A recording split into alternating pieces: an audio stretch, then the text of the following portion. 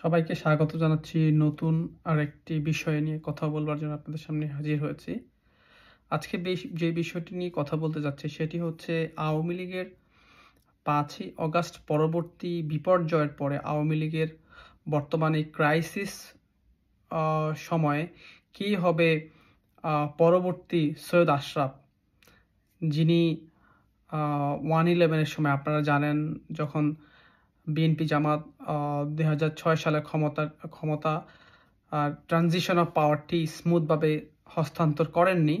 তত্ত্বাবধায়ক সরকারকে তারা যেভাবে রিগিং করেছেন তাদের মনোনীত বিএনপির সাবেক আন্তর্জাতিক বিষয়ক সম্পাদক বিচারপতি কে এম হাসানকে সর্বশেষ প্রধান বিচারপতি বানিয়ে তত্ত্বাবধায়ক সরকারকে কলঙ্কিত করেছিলেন। তার পরিপ্রেক্ষিতেই যখন একটা অচল অবস্থা চলে এসছে দেশে, আওয়ামী লীগ বিএনপি সহ পুরো দেশ যখন মুখোমুখি অবস্থায়, তখনই 1/11-এর সৃষ্টি হয়, জরুরি অবস্থা জারি হয়। সেখানেও বিভিন্ন দেশের আন্তর্জাতিক বিশ্ব তার সাথে যুক্ত ছিল। এমন একটি পরিপ্রেক্ষিতে যখন বিরাজনীতিকরণ শুরু হলো, যদিও ইমিডিয়েট পাস্ট গভর্নমেন্ট হচ্ছে বিএনপি জামাত ছিলেন, যেখানে পরপর 5 বছরের মধ্যে 4 বছরই ছিল দুর্নীতিতে বিশ্ব চ্যাম্পিয়ন বাংলাদেশ। সেই সময় প্রথমে বঙ্গবন্ধু কন্যা মাননীয় প্রধানমন্ত্রী শেখ হাসিনাকে তৎকালীন ইয়াজউদ্দিন সরকার, যিনি প্রথমে 2 টুপি পরে নিজে রাষ্ট্রপতি, নিজে তত্ত্বাবধায়ক সরকারের প্রধান হয়ে জরুরি যেটাকে 1/11 খ্যাত 11ই জানুয়ারি জরুরি অবস্থা জারি করে রাষ্ট্র, তারপরে যখন রাজনীতিবিদদের সব দুর্নীতিবাজ সাব্যস্ত করা শুরু করে প্রথমে বঙ্গবন্ধু কন্যা শেখ হাসিনাকে গ্রেপ্তার করলেন, তারপরে খালেদা জিয়াকে বিদেশে পাঠিয়ে দিবেন। প্রথমে তিনি বিদেশে চিকিৎসার জন্য গিয়েছেন, ওনাকে দেশে আসতে দেওয়া হবে না। তিনি অটল অনড় থেকে বিদেশে প্রবেশ করলেন, তারপর ওনাকে গ্রেপ্তার করা হলো, তারপরে খালেদা জিয়া সহ অন্যদেরকে গ্রেপ্তার করা হলো। তারপরে বিরাজনীতিকরণ শুরু হলো, যে রাজনীতিবিদদের চরিত্র হনন করে, রাজনীতিবিদরাই মানেই খারাপ, রাজনীতিবিদ মানে দুর্নীতিবাজ। ওই সময় আওয়ামী লীগের মধ্যে বর্তমান সময় যেরকম সংস্কারের একটি আলাপ দেওয়া হচ্ছে, বিভিন্ন সংস্কার কমিটি করেছে ইউনূস, সেই সময়টিও আপনারা খেয়াল করবেন, ইউনূসকে সেই সময় সেনাবাহিনী পক্ষ থেকে স্বল্প সময়ের জন্য তত্ত্বাবধায়ক সরকারের প্রধান হওয়ার জন্য প্রস্তাব দেওয়া হয়েছিল, কিন্তু ইউনূস স্বল্প সময়ের দায়িত্ব নিতে চাননি, যেটি তৎকালীন সেনা গোয়েন্দা সংস্থার অনেক কর্মকর্তা স্বীকার করেছেন। তার মানে হলো এই যে সংস্কার এবং বিরাজনীতিকরণ, তার সাথে ইউনূস 1/11-ও যুক্ত ছিল। এখন আবারও সেই সংস্কারের প্রশ্নে আমরা দেখতে পাচ্ছি আলাপ। ওই সময়ে যখন রাজনীতিবিদদের দিয়ে ইউনূস একটি কিংস পার্টি করার চেষ্টা করলেন নাগরিক শক্তি নামে, যেটি তিনি জনগণের কাছে আহ্বান জানিয়েছেন, কোনো সাড়া পাননি, প্রত্যাখ্যাত হয়েছেন। তারপর তিনি তা তল্পা গুটিয়ে আসি রাজনীতি রণভঙ্গ দিয়েছেন। সেই সময় আমরা দেখতে পাই যে আওয়ামী লীগকে ভাঙার চেষ্টা করা হয়েছে, আওয়ামী লীগের পক্ষ থেকে অনেকেরই সংস্কার প্রস্তাব উত্থাপন করা হয়েছে, বিএনপিকে ভাঙার চেষ্টা করা হয়েছে, বিএনপিকে অনেকটা ভেঙে দেওয়া হয়েছে। মান্নান ভাইয়া এবং আপনারা জানেন সাইফুর রহমানকে ভারপ্রাপ্ত চেয়ারম্যান এবং মেজর হাফিজকে ভারপ্রাপ্ত মহাসচিব করে এরকম একটা। কিন্তু আওয়ামী লীগকে ভাঙা সম্ভব হয়নি। তৎকালীন সময়ে দুজন ব্যক্তির দৃঢ়তা, একজন তৎকালীন অসুস্থ থাকলেও তৎকালীন আওয়ামী লীগের ভারপ্রাপ্ত সভাপতি প্রবীণ রাজনীতিবিদ জিল্লুর রহমান, সাবেক রাষ্ট্রপতি, এবং আওয়ামী লীগের দুঃসময়ের কাণ্ডারি বঙ্গবন্ধুর বিশ্বস্ত সহযোদ্ধার অন্যতম, মুক্তিযুদ্ধকালীন আমাদের মুজিবনগর সরকারের ভারপ্রাপ্ত রাষ্ট্রপতি সৈয়দ নজরুল ইসলামের সুযোগ্য সন্তান সৈয়দ আশরাফুল ইসলাম দলকে যেভাবে ঐক্যবদ্ধ করেছেন, দলকে যেভাবে হাল ধরেছেন, এটি অনস্বীকার্য। যখন অনেক নেতাই আওয়ামী লীগের বিরুদ্ধে, বঙ্গবন্ধু কন্যা শেখ হাসিনার বিরুদ্ধে কিংবা চক্রান্ত লিপ্ত ছিলেন, তৎকালীন সেনা গোয়েন্দা সংস্থা কিংবা তাদের গ্রেপ্তার এড়ানোর জন্য কিংবা লোভে ভয়ে বিভিন্ন কারণে তারা ওই সরকারের সাথে আঁতাত করছেন বা কম্প্রোমাইজ করছেন, তখন সততার জোরে, নৈতিকতার জোরে সৈয়দ নজরুল ইসলামের রক্তের উত্তরাধিকার সৈয়দ আশরাফুল ইসলাম তখন আবির্ভূত হয়েছিলেন আওয়ামী লীগের কাণ্ডারি হিসাবে। একদিক থেকে জিল্লুর রহমান, আরেক দিক থেকে সৈয়দ আশরাফুল ইসলাম। সৈয়দ আশরাফুল ইসলাম একটা বিরল রাজনৈতিক চরিত্র। আমরা 1/11 তার তা দেখতে পেয়েছি। তারপর তিনি আওয়ামী লীগ 9 সালে ক্ষমতা আসার পরে আওয়ামী লীগের কাউন্সিলে তিনি ভারপ্রাপ্ত সাধারণ সম্পাদকের পূর্ণাঙ্গ সাধারণ সম্পাদক হলেন। তারপরে তিনি মন্ত্রী ছিলেন, স্থানীয় সরকার মন্ত্রী। মৃত্যুর আগ পর্যন্ত 2 মেয়াদে মন্ত্রী ছিলেন। আমরা মানুষের জানি যে মন্ত্রী ক্ষমতার দলের আওয়ামী লীগের মতো ঐতিহ্যবাহী দলের সেকেন্ড ইন কমান্ড, স্থানীয় সরকার মন্ত্রী, মানুষের সম্পদ বাড়ার কথা, কিন্তু তার সম্পদ তো বাড়েইনি। এমনকি আমরা তাকে যখন তখন মিডিয়াবাজি করতে দেখিনি, যখন তখন অপ্রয়োজনে প্রেস কনফারেন্স করতে দেখিনি, কিংবা যখন দলের মধ্যে যে কোটারি করা, গ্রুপিং করা, নিজের নামে আওয়ামী লীগ কিংবা আওয়ামী লীগ নাম বাদ দিয়ে ভাই লীগ প্রতিষ্ঠা করা, এই চক্র, এই যে একটি কোটারি, এই কোটারিতে আমরা তাকে দেখতে পাইনি বলেই তিনি তার বিরুদ্ধে যারা আওয়ামী লীগের সাধারণ সম্পাদক পদ দখল করতে চেয়েছেন, তার বিরুদ্ধে সীমাহীন মিথ্যাচার আমরা পত্রিকার মাধ্যমে দেখেছি। তিনি তার চরিত্র হনন করার জন্য ব্যক্তিগতভাবে তিনি মন্ত্রণালয়ে যাচ্ছেন না, তিনি পার্টিকে সময় দিচ্ছেন না, তিনি ব্যক্তিগত লাইফে মদ্যপান করছেন, এরকম ধরনের নিকৃষ্ট প্রচারণা আমরা দেখেছি সাধারণ সম্পাদক হওয়ার জন্য। এটি আমার বলতে দ্বিধা নেই, এটি ওবায়দুল কাদের এবং তার যারা সাঙ্গপাঙ্গ তারাই এই প্রচারণাটি চালিয়েছেন। অবাক করা কাণ্ড। আজকে সে আশরাফুল ইসলামকে আমরা কিন্তু সবসময় দেখতাম না, কিন্তু যখন প্রয়োজন রাজনৈতিক ভাবে তার যে প্রজ্ঞা, তার যে দূরদর্শিতা, তার যে রাজনৈতিক গভীরতা, সেটি আমরা দেখতে পাই ক্রাইসিস মোমেন্টে। সেটি আমরা দেখতে পেয়েছি হেফাজতে যখন বাংলাদেশকে তালেবানি রাষ্ট্র হিসেবে প্রতিষ্ঠা করার স্বপ্নে বিভোর, কে প্রধানমন্ত্রী হবে, কে মন্ত্রী হবে, কে রাষ্ট্রপতি হবে, সে বিলি বন্টন করছে, তারা শাপলা চত্বরে বসে পড়ছে, তখন কিন্তু আমরা সৈয়দ আশরাফুল ইসলামের হুঙ্কার দেখতে পেয়েছি যে আপনারা পরাজিত, 71 সালের পরাজিতদের উত্তরসূরি, আপনাদের সাহস আমরা জানি, আপনারা এবার তো ঘর থেকে বের হতে পেরেছেন, পরের বার ঘর থেকেও বেরোতে পারবেন না, এবং আপনারা আজকে সন্ধ্যার মধ্যে শাপলা চত্বর ছাড়বেন। এই যে তার যে সাহসী হুঙ্কার, তারপরে তিনি কিন্তু আমাদের সাবধান করেছেন যে আওয়ামী লীগের পরবর্তী শত্রু কিন্তু এই যে উগ্র সাম্প্রদায়িক গোষ্ঠী, তালেবানি গোষ্ঠী, যারা বাংলাদেশকে গ্রাস করতে চায়। তিনি আগেই সাবধান করেছিলেন। তিনি এমন একজন নেতা, তিনি তার বিদায়ী ভাষণে, সাধারণ সম্পাদক হিসেবে বিদায়ী ভাষণে বলেছেন, আওয়ামী লীগকে তো আমি আওয়ামী লীগ মনে করি না, আওয়ামী লীগ একটি অনুভূতির নাম। আওয়ামী লীগের কোনো কর্মী ব্যথা পেলে আমি আমার মনে ব্যথা পাই, আমার রক্তে ব্যথা পাই, সেটা আমার শরীরে অনুভূত হয়। এই যে তিনি কোনো কোটারি না করে, কাউকে কোনো সুবিধা না দিয়ে, নিজের কোনো সাংবাদিক শ্রেণী লেলিয়ে না দিয়ে, সাংবাদিকদের নিয়ে ফরমাইশি সংবাদ না প্রচার করেও তিনি নেতাকর্মীদের মণিকোঠায় স্থান করে নিয়েছেন। আমি আমার ব্যক্তিগত কথা বলতে পারি, তিনি যখন মারা যাওয়ার পরে ওনার জানাজা হবে জাতীয় সংসদ ভবনের দক্ষিণ প্লাজায়। আমি এখনো আমার মানে অনুভূত হয়, সারা রাত আমি ঘুমাইনি। কারণ আমি ভাবছিলাম, যেহেতু দেরি করে রাতে ঘুমানোর অভ্যাস, যদি ঘুমিয়ে যাওয়ার কারণে যদি সকালে উঠতে না পারি, যদি জানাজা মিস করি। ওনার সাথে আমার 2009 সালে ধানমন্ডি তীরের সভানেত্রীর কার্যালয় একবার দেখা হয়েছিল, আমি ওনাকে সালাম করেছিলাম, জীবনে একবার। সেই মানুষটি না, ওনার কাছ থেকে হয়তো ঘনিষ্ঠভাবে মিশতে পারিনি, কথা বলতে পারিনি, কি কোনো সুবিধার তো প্রশ্নই আসে না। তারপরেও ওনার জানাজা অংশগ্রহণ করার জন্য আমার যে বেকুলতা, সারা রাত ছটফট, এক ফোঁটা ঘুমাইনি, জানাজা অংশগ্রহণ করে তারপরে গিয়ে ঘুমাতে গিয়েছি।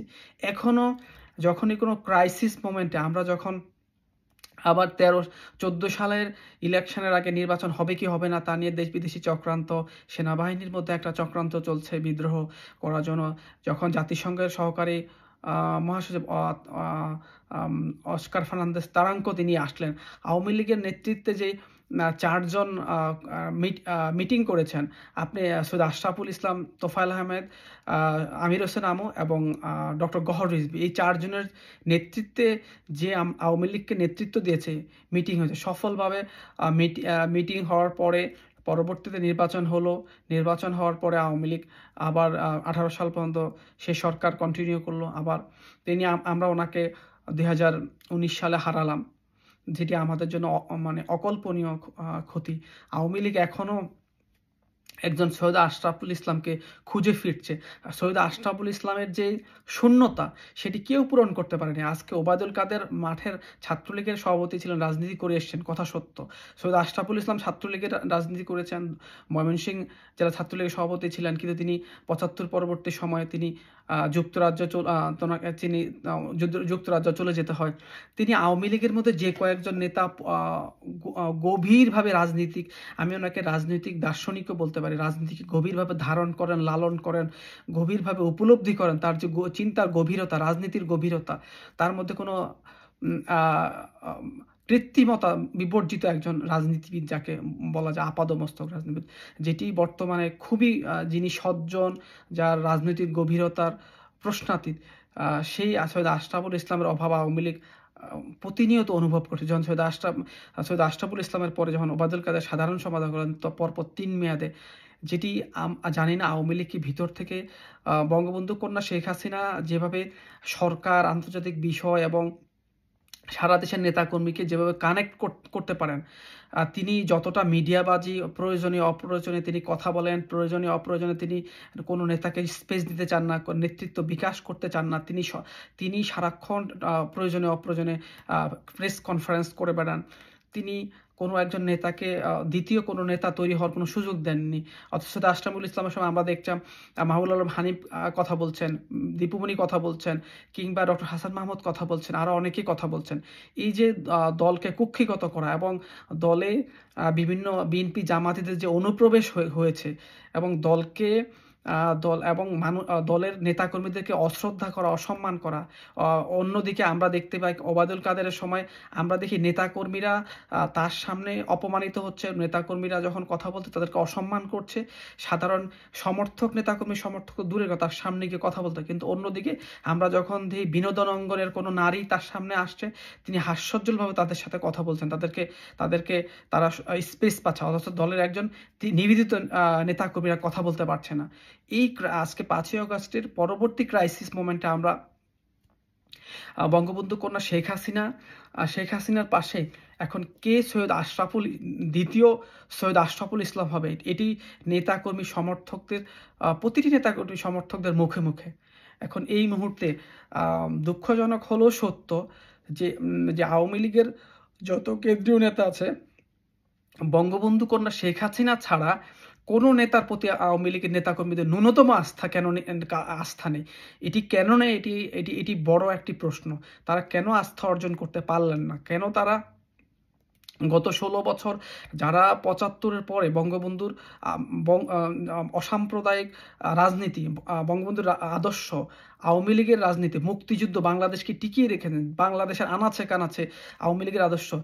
একটি বাংলাদেশে দুঃখজনক হলেও সত্য যে আওয়ামী লীগের সেই যে আদর্শিক রাজনীতি, আওয়ামী লীগের যে ঐতিহাসিক রাজনীতি, সেখান থেকে বেরিয়ে এসে আওয়ামী লীগের রাজনৈতিক চরিত্রকে এই ওবায়দুল কাদেরের নেতৃত্বে একটি অংশ, আমি বলবো যে বাংলাদেশের আওয়ামী লীগের দুর্ভাগ্য হচ্ছে যেখানে সালমান এফ রহমান আওয়ামী লীগের সেকেন্ড ইন কমান্ড হয়ে যাচ্ছেন, নেতা হয়ে যাচ্ছেন। অরাজনৈতিক অনেক ব্যক্তি, আমি নাম নিতে আমি দ্বিধা করছি না, আলী আরাফাত থিঙ্ক ট্যাঙ্ক থেকে, সুচিন্তা ফাউন্ডেশন থিঙ্ক ট্যাঙ্ক থেকে আওয়ামী লীগের সেকেন্ড ইন কমান্ডের মতো ভূমিকা নেমে যাচ্ছেন, যার কোনো মাঠের কোনো রাজনৈতিক অভিজ্ঞতা নেই, যিনি জীবনে কোনোদিন মানুষের সাথে একবেলা খেয়েছেন কিনা কিংবা কোনো গ্রামগঞ্জে ঘুরেছেন কিনা এটা আমার সন্দেহ। এবং তিনি নেতাকর্মীদের কষ্ট তিনি শুনতে চান কিনা এটি আমি সন্দেহ পোষণ করি।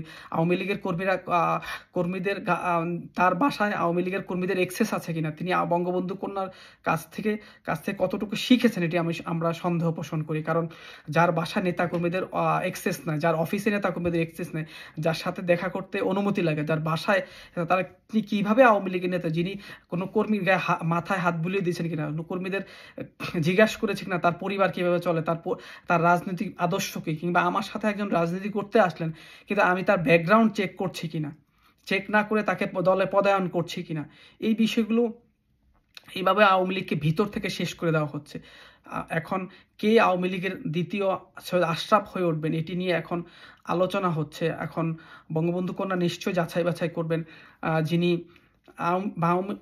দুঃখজনক হলো আওয়ামী লীগের মধ্যে অনেক জেলা পর্যায়ে থানা পর্যায়ে এমন এমন যোগ্য লোক আছেন, হয়তো আমরা তাদেরকে পাদপ্রদীপের আলোয় দেখতে পাচ্ছি না, যিনি হয়তো যোগ্যতায়, মেধায়, রাজনৈতিক প্রজ্ঞায় কেন্দ্রীয় অনেক নেতাকেও ছাপিয়ে যেতে পারেন। বঙ্গবন্ধু কন্যা শেখ হাসিনা আশা করছি সেই রত্ন খুঁজে বের করবেন, যিনি দলকে কোটারি করবেন না, যিনি নেতাকর্মী সমর্থকদের সাথে কুকুর বিড়ালের মতো আচরণ করবেন না, নেতাকর্মী সমর্থকদেরকে কথা শুনবেন, তাদের মতামতকে গুরুত্ব দেবেন। যাদেরকে আমরা দেখতে পাই কি এক দলের একটি অংশ অনেককে যারা জেনুইন মুজিববাদী আওয়ামী লীগের, শেখ হাসিনার জন্য যারা যান প্রাণ দিতে প্রস্তুত, বঙ্গবন্ধুর জন্য আদর্শের জন্য যান প্রাণ দিতে প্রস্তুত, মুক্তিযুদ্ধের আদর্শের জন্য যান প্রাণ দিতে প্রস্তুত, বাংলাদেশের জন্য যান প্রাণ দিতে প্রস্তুত, তাদেরকে সাইড লাইনে রেখে নতুন নতুন এনটি আওয়ামী লীগারদেরকে, বিএনপি, জামাতি কিংবা তথাকথিত সুশীলদেরকে আওয়ামী লীগ বানানোর চেষ্টা করছে।